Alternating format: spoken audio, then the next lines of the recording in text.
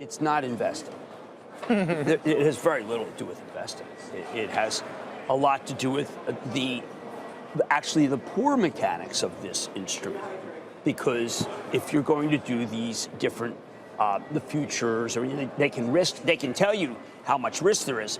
But the fact is, a market does not. This market doesn't produce even more tulips. I mean, let's say it was that analogy. But you can't find supply, so they have to reach until supply is felt. But that's not investment. That's just poor mechanics of an instrument. Right. But this is a mania, is it not?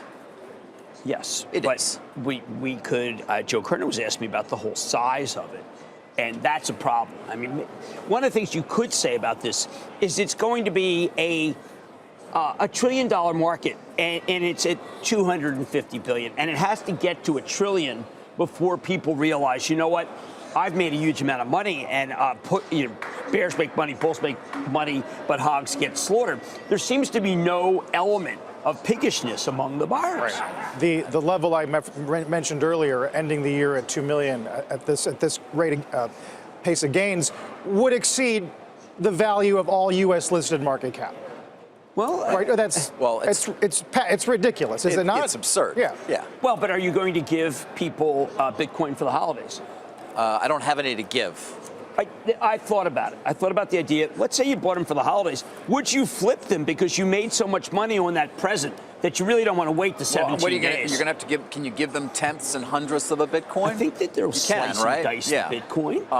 What about the mining of Bitcoin? Slices? What about these reports, Carl, that it's going to use enormous amounts of electricity to mine all this Bitcoin? The draining of the power grid. We remember a couple of years ago we mined some with John Steinberg here on set. Yes. And the electricity requires to keep the computers cool from all this data mining is high. Well, remember, it's a rivalry among Lisa Su at Advanced Micro and Jensen Huang at NVIDIA, who've got they're like Levi Strauss. They're like arms merchants. They have the picks and they have the shovels. Well, they're selling into the blockchain as the whole blockchain infrastructure. Right. Well, I mean, Venezuela, there's just a huge number of people using these cards to try to find more Bitcoin. Remember, this is one of the least functional markets I've ever seen. Don't have a lot of supply. People don't understand how supply comes in. Everybody who's in it says blockchain is so secure. They act as if, look, this is nothing other than launching of nuclear weapons, where Zulu, Tango, Alpha, and you have to have all these different. Nothing's more secure than this.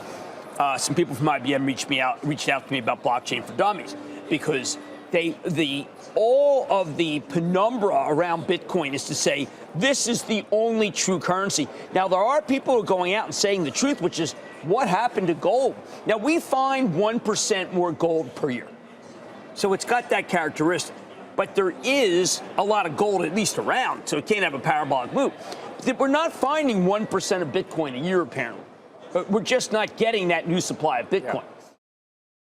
Hey there, thanks for checking out CNBC on YouTube. Be sure to subscribe to stay up to date on all of the day's biggest stories. You can also click on any of the videos around me to watch the latest from CNBC. Thanks for watching.